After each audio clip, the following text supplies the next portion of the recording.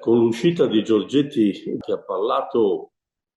di un 110 scellerato, di una politica scellerata, io penso che di scellerato siano state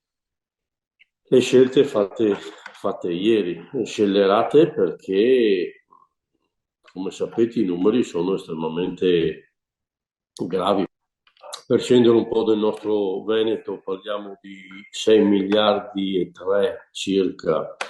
e di 5.000 imprese a livello Veneto e non solo di ANCE, parlo di tutti gli operatori del sistema edilizio con circa 500 milioni bloccati. Mi viene da dire che si stanno uccidendo chi ha creato lavoro, chi sta producendo, chi ha creato ricchezza,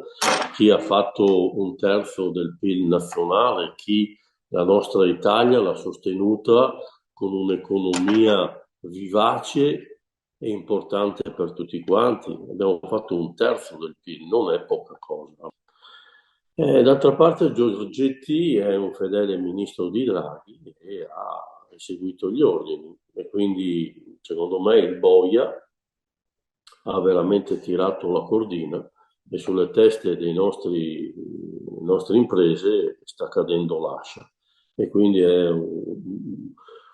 una vera e propria decapitazione di tutte quelle che sono le nostre imprese. Proprio ora, oltretutto, che si era trovato anche una certa quadra tra province, tra regione, tra le camere di commercio, che avevano dato la disponibilità e anche il Veneto incontrato con l'assessore la settimana scorsa aveva dato certezze di poter ritirare questi crediti. A questo io credo che, ahimè, succederanno delle reazioni estremamente severe ed estremamente forti, perché quando uno non ce la fa più, ogni forma diventa comprensibile in termini di reazione.